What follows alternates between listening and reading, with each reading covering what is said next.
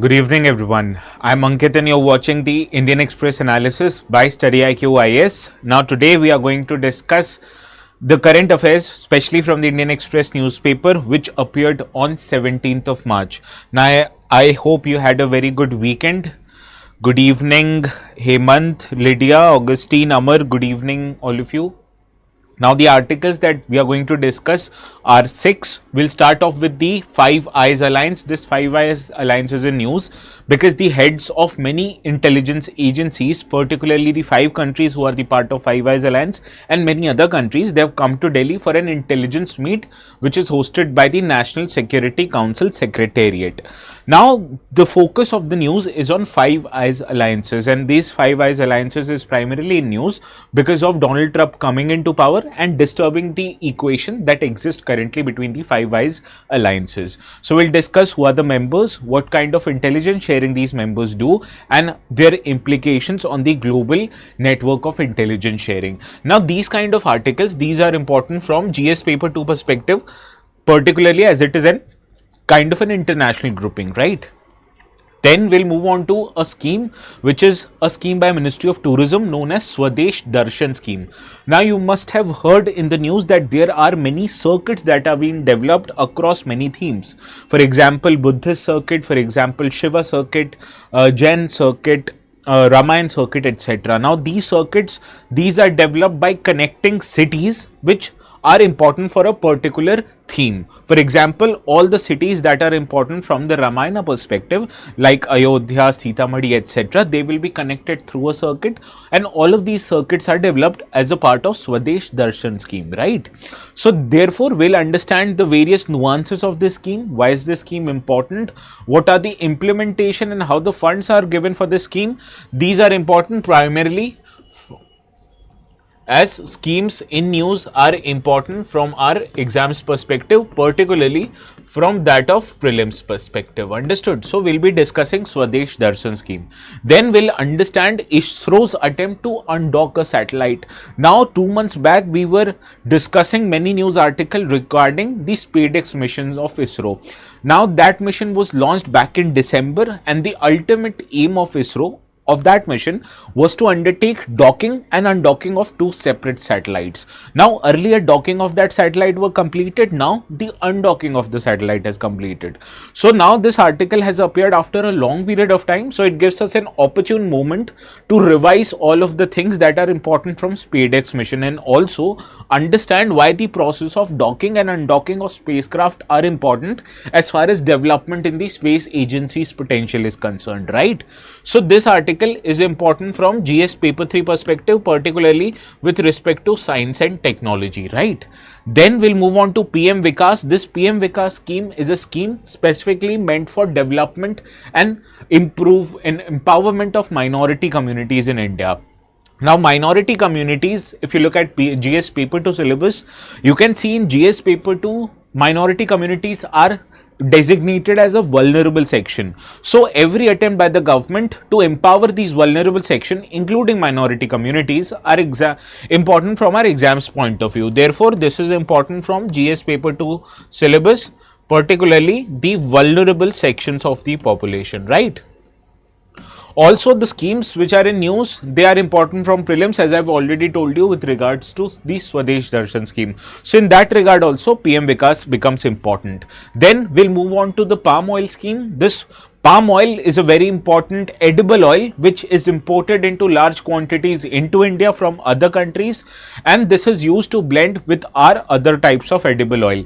Now, palm oil in general have been in news for various different reasons, be it health concerns, be it it's India's import dependence for import of such oils. Therefore, palm oil becomes very important. So, in our today's discussion on palm oil, we'll understand the geographical conditions which are necessary for cultivation of palm oil, what is the trend, which countries are the highest producer of palm oil, and also in India, which regions primarily are responsible for cultivation of palm seeds and now production of palm oil. So, we'll discuss everything that is important from prelims perspective, particularly related to palm oil, and palm oil is a major crop. Going forward, India wants to become one of the largest producers of palm oil. So therefore it becomes important from GS paper 3 economy also, right, which is a part of GS paper 3 syllabus, major crops. And then in the end we'll discuss, is our linguistic policy parochial? What do I mean by parochial? It means narrow or short-sighted. And why am I saying that India's linguistic policy is parochial? Because in the recent few weeks or so, you must be reading that there are states, particularly Tamil Nadu, who are apprehensive of implementing the national education policy's recommended 3-language policy. So the focus is whether India should adopt one language, for example, languages like Hindi, or it should emphasis on regional languages like Telugu, Tamil, Malayalam, etc. But everyone is talking about one regional language or the other. But everybody has forgot the most common global language of the world, that is English. So one of the sides of the argument is also that should India indeed focus on regional languages or should India focus on English? And that will be the subject of our today's discussion in the last article, right? So I guess when you are going to the exam, you need to have all the sides or all sides of the argument, particularly when you are approaching the mains exam. So therefore, we'll be discussing in detail, is our linguistic policy parochial and should India exclusively focus on development and development of English language in India, right? So these are the important articles that we are going to cover today. Now I see Niranjan, Baga Spinks, Doraemon, Yashi, Rishav.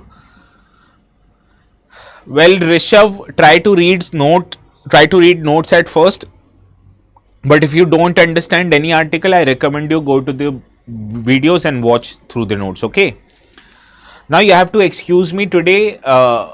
My health is not so well, so I'll be low on energy, but please excuse me. I'll finish off today's session, okay? Now, this is the question that we are going to discuss today. This question is in the context of India's linguistic policies. We have to discuss the impact of English proficiency, especially on countries' global and technological ambitions, and how can India balance its linguistic identity, that is focusing on regional languages, with economic competitiveness, and suggest policy measures to enhance English proficiency without undermining the regional language. So this is the key, that even if you adopt English language in general, you have to specifically take care of the fact that you do not have to undermine the regional languages. So this is what the question is for today. We'll discuss first of all the related context, and then you can proceed on writing the answers. Now the today's notes, as you can see, will be available on my Telegram channel, ETS Live, which is there on the Telegram. You can search it by clicking on the right top hand corner of your app. And here you will find the magnifying glass link, right? As soon as you click on that magnifying glass, enter ATS Live, it will take you directly to my channel, and alternatively, you also have an option to scan this QR code, right? Now let us begin our today's discussion with the first article. This article appeared on the front page and the editorial section of the Indian Express newspaper, and all of this, as you can see, points out to one thing, that is Five Eyes alliances, right? So in our today's discussion, Five Eyes alliance particularly becomes important from prelims perspective. Now, why are we discussing Five Eyes alliance today? Now you have to ensure that in Delhi, yesterday particularly, many intelligence agencies and their heads, known as intelligence czars, as you can understand the term, they have come to India, particularly in Delhi, and they are meeting with each other. Now this meeting is very important because the heads of the main intelligence agencies of the countries, called as Five Eyes, they are also present in Delhi. Also, as you can see, they are engaging very closely with countries like India, and the intention of these agencies is to prevent the changes in the global world order as it is going to happen. Now, in a prelims perspective, what becomes important is the alliance called as Five Eyes. Now, this Five Eyes Intelligence Alliance is a multilateral intelligence sharing network which spans over 20 different kind of agencies, and these agencies, they belong to 5 English speaking countries. So what are the members of the Five Eyes alliances? These are Australia, New Zealand, Canada, as well as the original part of the two twin alliances, that is the United Kingdom and United States. So these 5 English speaking countries, these are the members of Five Eyes Alliance. Now this alliance is responsible for surveillance based intelligence sharing and also signals intelligence sharing, and the origin of this group was during the World War period. Now intelligence documents which are shared between the member countries are classified as secret, and the short forms of these countries, eyes only, and therefore the name Five Eyes begins, or Five Eyes name, it gets its name from this classification of secret files, right? Now the origin of this group, as I told you already, it began during the World War period, where UK and US, they began sharing the signals intelligence that emerged from German and Japanese forces, and these sharing of intelligence, they helped both UK and US to counter the aggressive moves made by the Nazi Hitler and the Imperial Japan. Now this was the origin of the grouping, and in the aftermath of the war in 1946, this alliance was formalized through an agreement known as British-US Communication Intelligence Agreement. Then it was known as BR-USA Agreement. Now it is known as UK-USA Agreement, right? Now this agreement, it was later extended to many other countries, which included Canada, who joined this alliance in 1948, and Australia and New Zealand. It became the member of this alliance in 1956, and hence this 5 members are now a part of the grouping called as Five Eyes Alliances. Now you have to understand there are other binding factors which makes these 5 countries the members of Five Eyes Alliances. So let us understand the reasons why these 5 countries only are the members and not the other countries. Now there are many binding factors. For example, these countries, they are diverse nation, and there are many other factors that bind these countries. For example, they are democratic countries who adhere to rule of law rather than rule of persons. Also, they have respect or mutual understanding for recognition of human rights in the world, right? So these are the 3 binding political factors that engage these countries. Talk about cultural factors, they have common language in form of English, as English is the language which is used in these countries, and also they have common security interests, that is to counter the rise of China, right? So these are the 5 binding factors that unite these countries into forming an alliance of Five Eyes. Understood these 5 binding factors?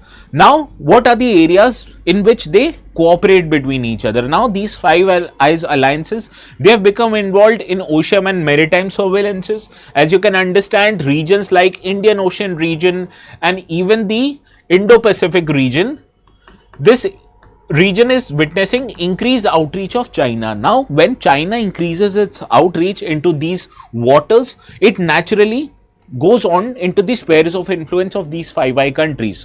So naturally they need to keep a close eye on both military as well as commercial presence of China in these water bodies. Hence ocean and maritime surveillance becomes very important.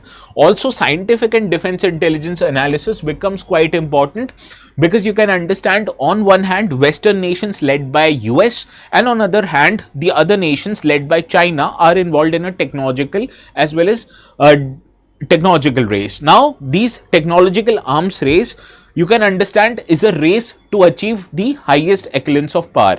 Now this is when you can understand, sharing the details related to technological developments, these will have the Five Eyes alliances, especially the countries located on the Western hemisphere, deal quite closely with China.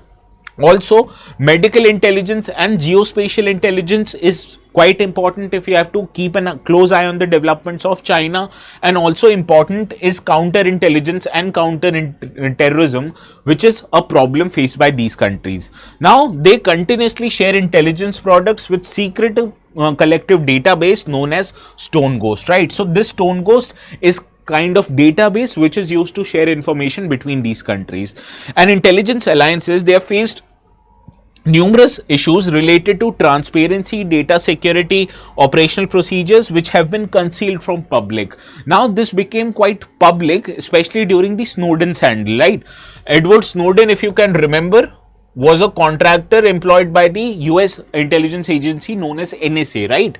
Edward Snowden, what he did was he discovered that these intelligence agencies, they were involved in cooperation that were much beyond what was agreed upon originally. And this increased cooperation between intelligence agencies on one hand, it in a way disturbed the what is called as human rights and privacy of the individual. So this was the cause of concern highlighted by Edward Snowden, and this was the biggest test of time that these intelligence alliances faced back then. Now this kind of a controversy is quite common with intelligence agencies, but you have to understand that the cooperation of international intelligence agencies also becomes quite important if you have to deal with global concerns like terrorism or rise of the country which can be antithetical to your nation's interest, right? Now let us try to solve this particular question. Now consider the following statements regarding the Five Eyes alliances. Now it is an intelligence sharing network consisting of United States, United Kingdom, Canada, Australia, New Zealand. This is a correct statement. Now it was originally formed during the Cold War to counter nuclear threats from Soviet Russia. Now what you have to understand, yes, I have watched Jason Bourne series. I am actually a very big fan of those movies. Why is second statement not correct, Sarang?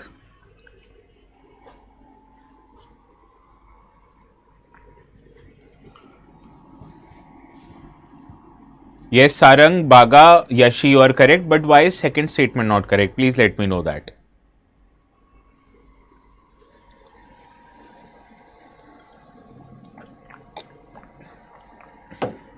Well, second statement is not correct because this alliance, it originally formed during the World War II period.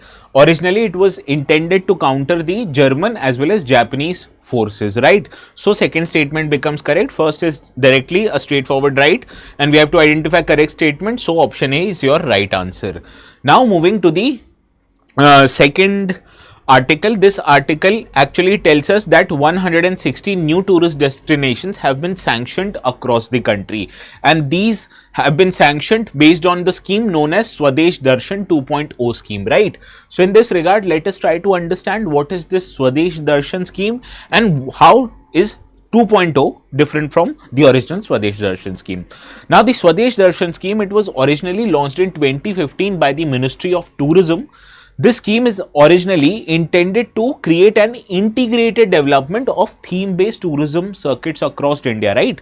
So these themes, they can be cultural themes, mythological themes, religious-based themes, or any themes for that matter. And the places which are important from that theme particularly, they will be integrated so as to provide an integrated and a comprehensive tourism experience to the tourists who visit these sites, right?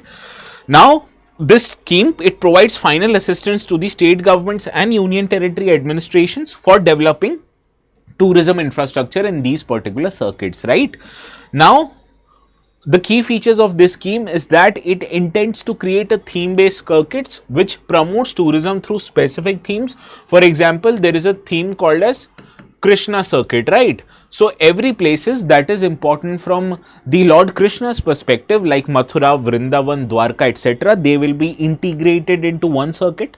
Similarly, Buddha circuit, which are related to places that are important from Lord Buddha's point of view, they will be integrated. So these are what theme-based circuits are. Now, this also wants to create infrastructural development in the scheme, like funds for road connectivity, signage, tourist facilities, basic amenities, all will be created so as to give tourists a better experience, an integrated experience, and also these will form as a source of attraction so that more tourists come to and visit these places. And also government support in this scheme, that is monetary support, will be provided by the central government, that is entire monetary support will be provided by central government, whereas the implementation of the scheme will be undertaken by the administration of state governments and the union territory, right? So monetary support is provided by central government, whereas on ground implementation will be done by the state government. Okay. Now, what is the 2.0 version of this particular scheme? Now, you have to understand government made certain changes in the scheme. Instead of focusing on circuits, the scheme will now based on destination based approach. Now, not just the government will provide 100% of the funding, now this scheme will also enlist the monetary and experiences of private sector through public private partnership. And the key focus areas under this 2.0 version of the scheme is on tribal tourism, rural tourism and heritage tourism. Also there is a sub component of this scheme known as challenge based destination development, and this sub-component of the scheme, it promotes holistic development of selected destination, and the intention of this sub-component is to enhance the visitors experience through better facilities and branding. So government not just wants to create more infrastructure, but it wants to overall better the experiences of the tourist, so it increases the amount of tourist footfalls in the area. And you can understand tourist footfall, when it increases in that area, naturally leads to the development of that particular area. It leads to more income of the people who are living in that area, and overall the area becomes developed, right? So in this regard, these are the important tourism circuits which are given under the Swadesh Bharat scheme. Just take a screenshot of this circuit, and also I will be uploading the notes. Just make sure to revise these circuits after the end of our today's discussion. Now, remembering these circuits can be quite challenging, so always make sure to place these circuits on a map so that you can easily remember these kind of circuits. Okay.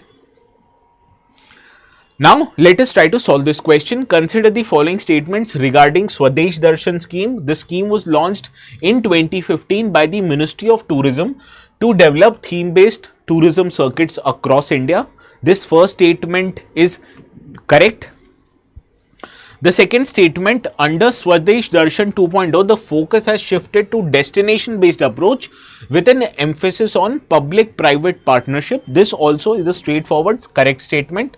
The scheme is implemented directly by the central government. What did I tell you?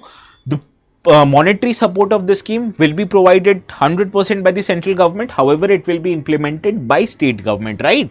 So as it will be implemented by state government and not central government, so third statement becomes incorrect. We have to identify correct statement. So option A, yes, Sarang, Sonam, Amar, Baga, you're correct. Option A is the right answer. Now, let us discuss the third article of the day. As you can see from this particular screenshot of the article that gave, ISRO has successfully undocked the satellites which it sent under the SpaceX mission, right? Now, I remember SpaceX mission was in news about 2 months back and we dealt extensively. However, now that 2 months have passed through that development, so let us revise in general SpaceX mission and also understand the importance of docking and undocking of spacecrafts, right? Now, the context of this mission is that ISRO has successfully undocked 2 experimental satellites, that is Target as chase satellite, which it spent or which is sent to the outer space based on the SpaceX mission. Now, this SpaceX mission, it is made up of 2 small spacecrafts known as Chaser and Target, which were launched on board the launch vehicle of PSLV C-60 mission. Now, both of these spacecrafts, you have to understand, they were launched simultaneously on just one rocket. However, these two are 2 independent satellites. Now, these 2 independent satellites, they were released in the outer space at different times. However, to achieve the process of docking, first the ISRO achieved the rendezvous of these 2 satellites, that is, both of their orbits were aligned simultaneously. Then the process of docking, that is attaching of these satellites with each other, happened, and after the attachment was successful, now the ISRO has separated these 2 satellites, right? So this is the process that the ISRO wanted to achieve in this mission. Now, this mission in general had 2 objectives. First objective was to demonstrate the in-space docking and undocking of the 2 satellites while it was in motion, and the secondary objective was that electronic power transfer, right? Why do you need electronic power transfer? Has it occurred to you? Now you understand there are 2 different spacecraft. So suppose one spacecraft has the ability to generate power, where the other spacecraft has other abilities but it can't generate power, right? So you need the ability not just to attach these spacecrafts together, but it should also have the ability to transfer power from one spacecraft to the other, so that it can help with the other purposes. So this was the secondary objective of the ISRO, that is to transfer power between them, right? Now, why is actually docking, or why does docking happen? Now, docking is the process where two fast moving spacecrafts are brought first of all closer to each other, and then when they are in the same orbit, they are eventually joined with each other. Now, this kind of a capability is quite necessary for carrying out missions that require heavy spacecrafts. And you can understand, heavy spacecraft, sometimes it is not possible to launch every component of the spacecraft in one go in one single mission. So what space agencies generally do is that they send the multiple components of these spacecrafts in multiple iterations through the different space launch vehicles, and ultimately they achieve the docking process by combining them into the outer space. Now, this has been the way forward how the heavier spacecrafts are sent into the outer space. For example, the current International Space Station, it was not sent in one go, rather individual components were sent, and later on all of these were docked together to form the International Space Station. And this capability is needed not only for setting up of a space station but also for carrying out crew supplies to it. For example, right now there is a SpaceX mission that have sent a spacecraft to bring back Miss Sunita Williams back from the space. And how do you think that spacecraft which was sent from the Earth right now was attached to the International Space Station, right? It was attached only through this process of docking. So this is why docking becomes important. Now the question might be in your mind, why is India trying to attempt its docking mission? Because India does not have its own space station. But in going forward or in times to come, ISRO actually has intended to create an spacecraft of its own, especially the space station of its own. Now, is ISRO's attempt the first ever attempt at docking? The answer obviously is no, because United States, Russia and China, all these three countries have demonstrated the ability to undertake both manual docking, that is a docking event that takes place when an astronaut navigates the spacecraft into a docking, and also automated docking, which happens through the use of softwares. Now, both of these two instances of docking have been achieved by three countries, and now India has become the fourth country to achieve such a docking attempt. Now, why is actually ISRO trying to dock its spacecraft? And the answer is in the future of ISRO, because ISRO in its future has announced that it will create many newer missions which will require it to have the capability of docking. For example, the Chandrayaan 4 mission, where a lunar sample will be brought back to Earth, and this mission, it will require multiple dockings of as much as 5 different components, which will include the component which will bring back the samples from the moon to Earth. Also, India is trying to make its own space station known as Bharatiya Antariksh Station, and it will also require modular assembly to happen in space. Further, India is wanting to have a human spaceflight mission where future astronaut missions will require docking for crew and cargo transfer, and for all these purposes, ISRO also requires the ability of docking and undocking of spacecraft. Now, just as students, you just don't go directly to the prelims examination and write the exam for the first time, right? It doesn't happen like that. What happens is that you give many mock tests so that when the time comes during the exam, you make no mistake, and similarly ISRO is doing that. ISRO is trying to demonstrate this technology and practice this technology. So for that, the ultimately when it needs to have the capability of docking, it can do so without any mistakes, right? Sir, how is China ahead in almost all sectors? Well, the answer to that question is the economy of China. Just take a look at the size of the economy of China. It is almost 4.5 to 5 times larger than us. Had it been India at that point, India would have been present in every space. So, money is important for everything. Money will help you enter spaces where other factors won't let you, right? Now, let us try to solve this particular question. Quickly, please solve this question. Good evening, Shushmita, Kaizen, Epic One. Epic One, I guess, is Krishna, okay? If I'm correct, please let me know.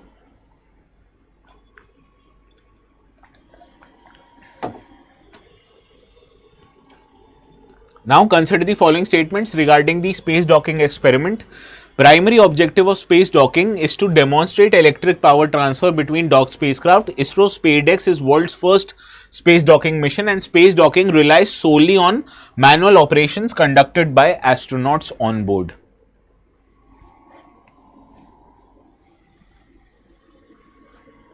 Answer.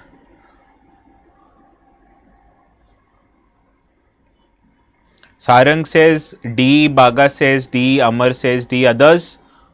कोई और answer नहीं है क्या किसी और के पास? Anyone else?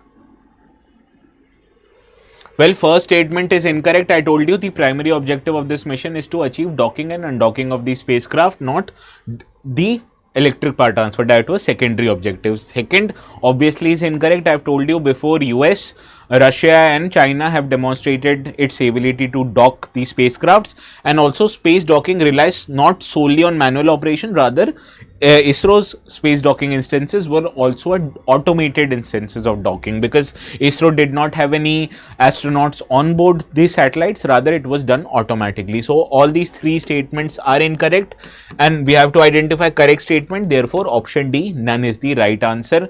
Sarang, Amar, Shushmita, Lydia, Yashi, all of you are correct. Now, as I tell you every day, on 15th of March, we closed the admission to the usual batch of Sampoorn.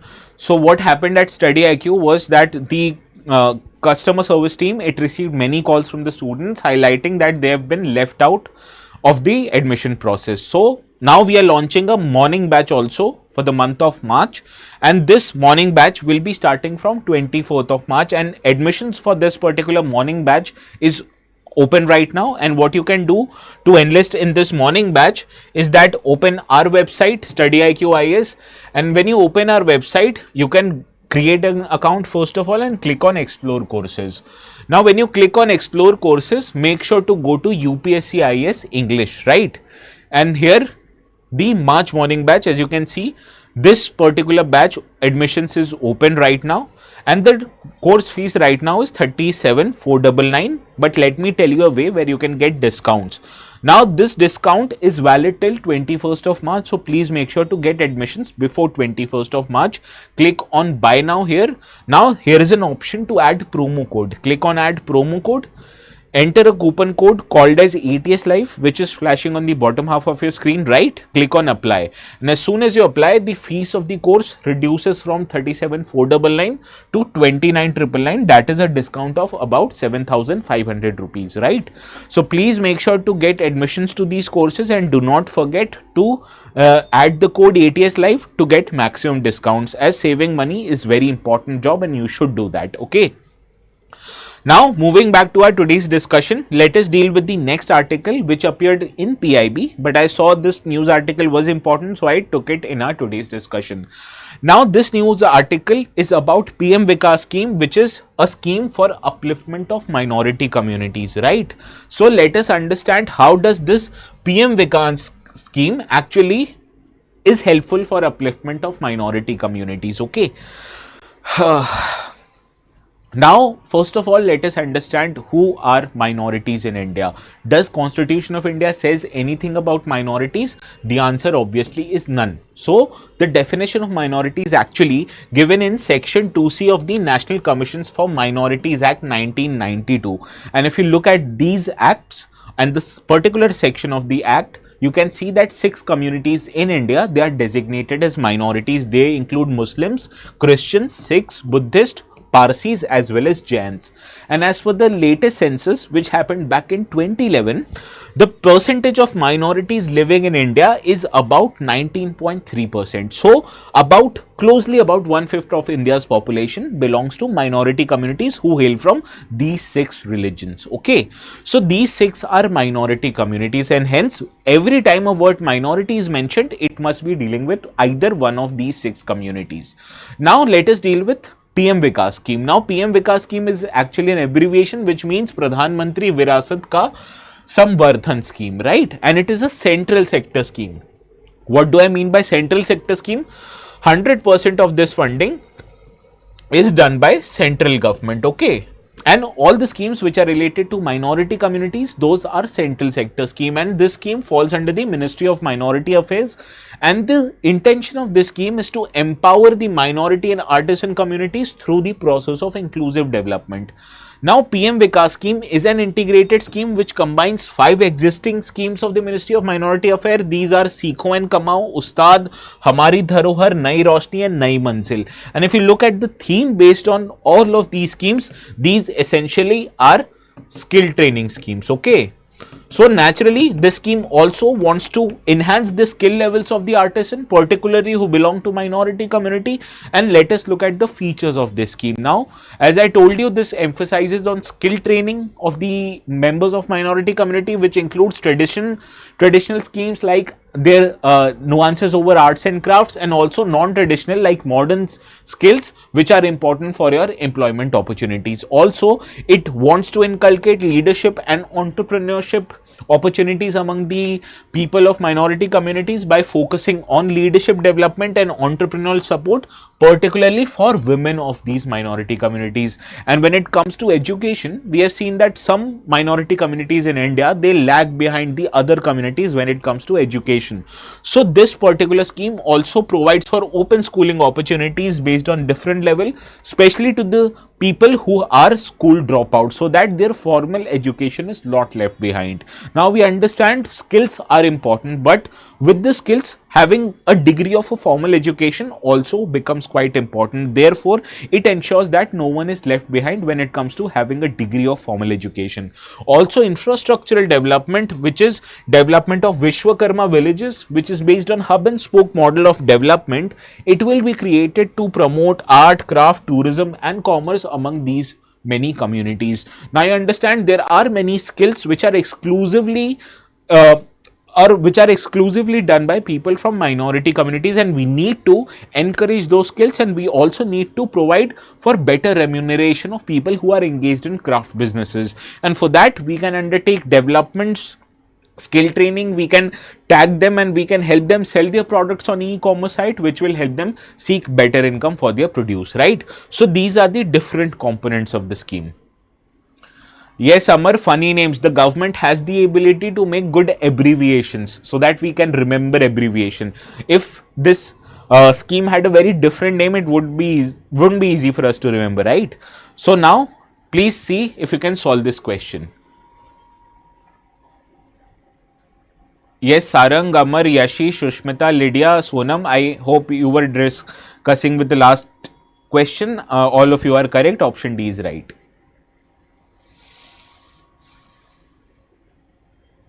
Solve it, please. Consider the following statements regarding PM VIKAS scheme. The scheme integrates 5 pre-existing schemes including Seekho and Kamao and Nai Manzil. The scheme focuses solely on traditional schemes like arts and craft, and it is a centrally sponsored scheme under the Ministry of Minority Affairs. Which of the following is or are incorrect? Please let me know.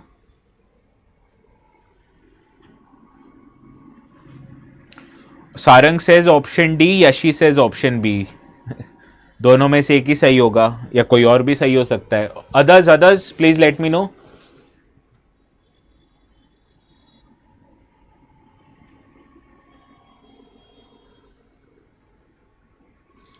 Baga Pinks Jatin says option C. Well, let's see. Well, first is straightforward, a correct statement, right? I don't think so you need explanation in that. The second statement, the scheme focuses solely on traditional scheme. What did I tell you? It focuses both on traditional and modern skills. So, the word solely makes it an incorrect statement. The third, it is a centrally sponsored scheme. What did I tell you? All the schemes which relates to the vulnerable sections of society, particularly members of scheduled caste, scheduled tribes and minorities, these are central sector scheme, okay, not centrally sponsored scheme. So 100% fiscal contribution is made by the central government. So third statement also becomes incorrect. Second was incorrect, first was right. We have to identify incorrect statement. So option D, that is 2 and 3 are correct. Bagas Pinks, option D is correct. Yes, Krishna, you are right. Option D. Shushmita, Lydia, option D is correct.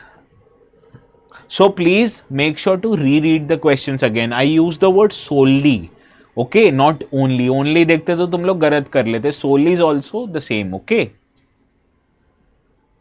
Now let us move to another article. This article says that the edible oil imports have declined by 8% in February, and this is particularly due to the fact that imports of palm oil has also reduced.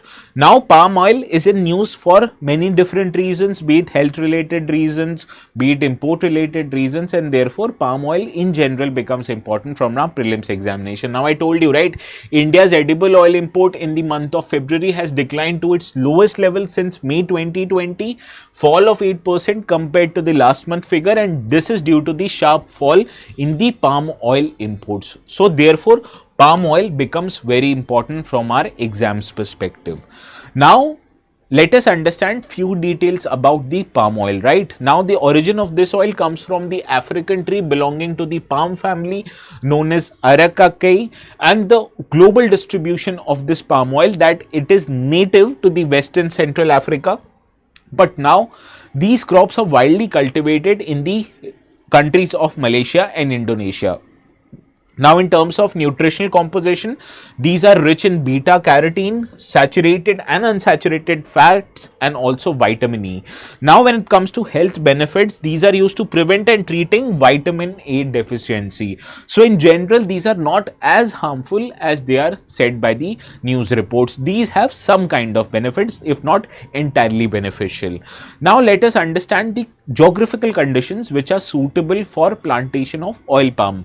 Now the climatic requirement is that this kind of a tree, it requires hot and humid tropical climate, which means the temperatures between 30 to 32 degrees centigrade. Also when it comes to rainfall, this also requires large amount of rainfall, from 250 to about 400 centimeters of rainfall annually. When it comes to soil requirements, it requires deep, well drained, fertile, loamy soil which has a pH between 4 to 7, which means from acidic to neutral pH levels. Okay. When it comes to altitude, these are grown primarily at lower altitude region, usually which are below 500 meters above sea level altitude. Also, it requires frequent, about 5 to 7 hours of daily sunlight, which is optimal for its growing conditions, and also it requires high humidity, at least 80% of humidity or above, right? So these are the geographical conditions which is essential for growth of palm oil. Now what is the levels of global palm oil production? Now Indonesia and Malaysia, they account for about 85% of the global oil production, particularly palm oil. And when it comes to exports, Indonesia is the largest exporter, followed by Malaysia. Now in 2024, global palm oil production is estimated to around 77 million metric tons, and other important producers of palm oil besides Indonesia and Malaysia are Thailand, Nigeria, Colombia, Papua New Guinea, which are other significant producers. Now does India produce palm oil at all? The answer is obviously yes. Although India produces less amount of palm oil, however, it still produces about 0.35 million metric tons of palm oil individually or annually. Now, when it comes to import of palm oil, India is world's largest importer of palm oil, importing over 9 million metric tons annually, primarily from Indonesia and Malaysia. Whereas in India, the major producing palm oil states are southern states Andhra Pradesh, Telangana, Karnataka, Tamil Nadu and Kerala. Now, government is bringing a new scheme, National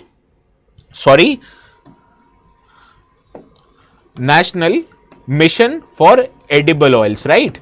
Now this MEO is from oil palm also. Government is trying to make India a global major cultivator of palm oil, and this palm oil cultivation will be focused in Andaman and Nicobar Islands and also in the northeastern part of the country.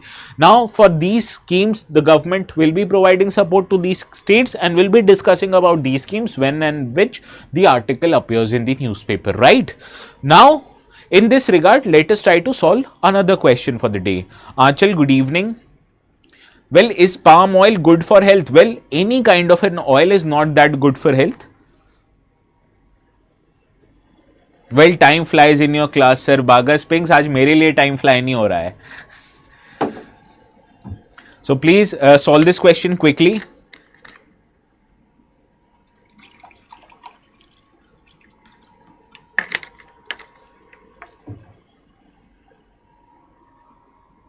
Sir, how is palm oil extracted from palm tree? Well, sorry, I do not have that kind of a knowledge, Kaizen.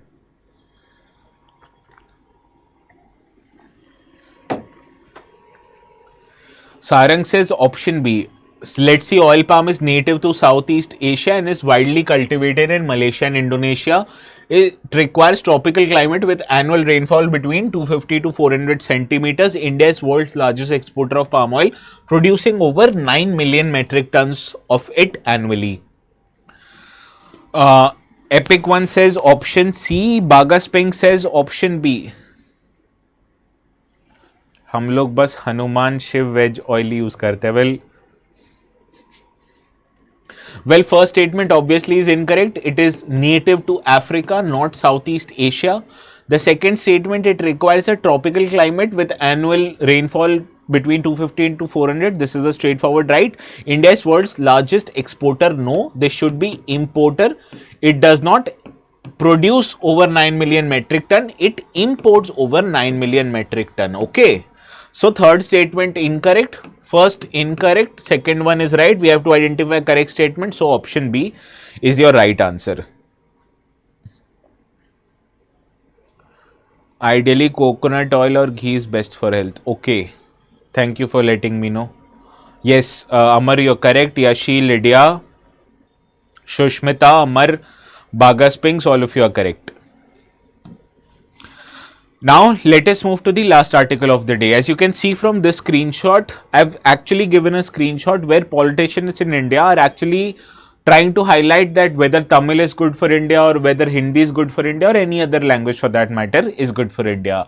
But we are forgetting there is a third side in this argument also, that there is an language which is quite famous, not in India but also abroad, that the language which I am using right now, that is English.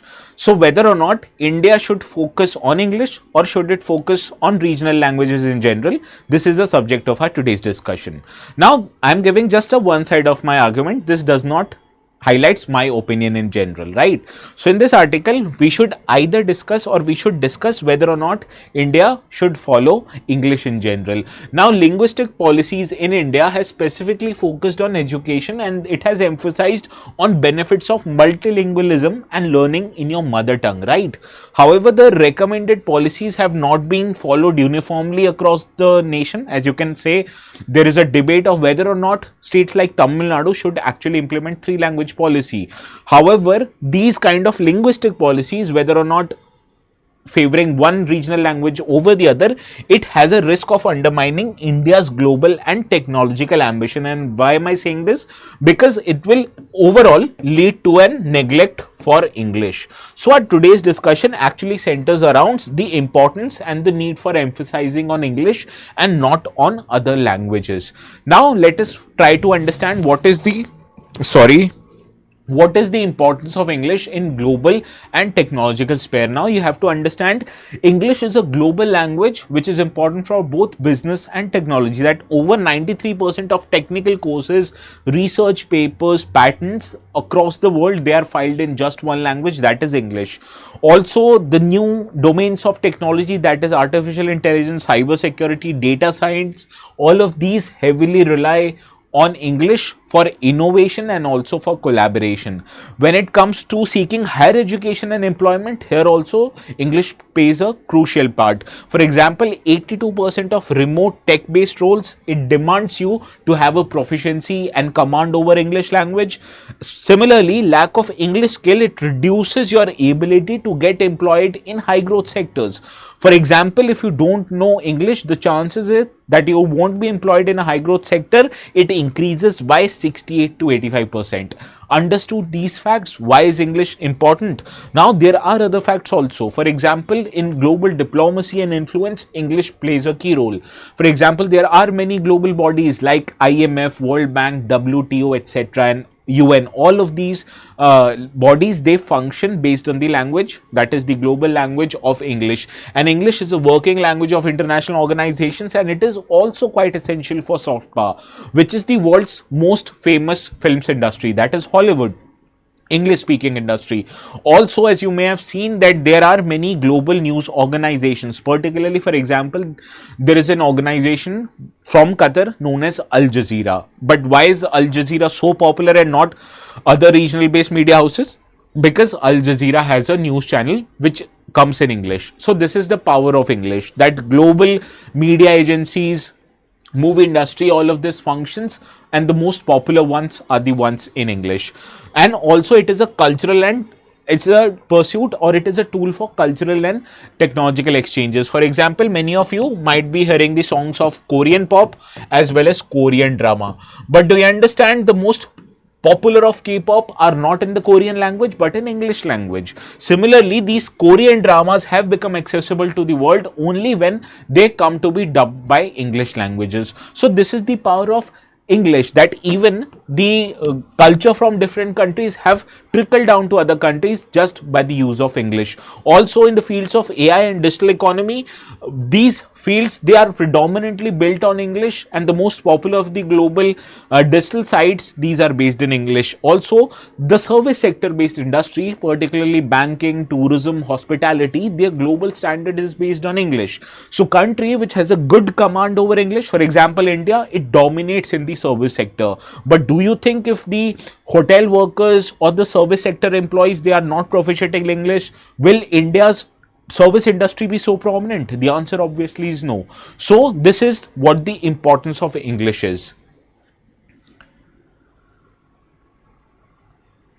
Yes, actually, Bagas Pinks, you're correct.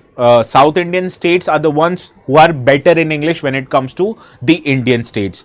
I've seen in Kerala, even the people belonging to economically weaker sections, who in other states they won't be able to speak even their languages perfectly, but in Kerala I saw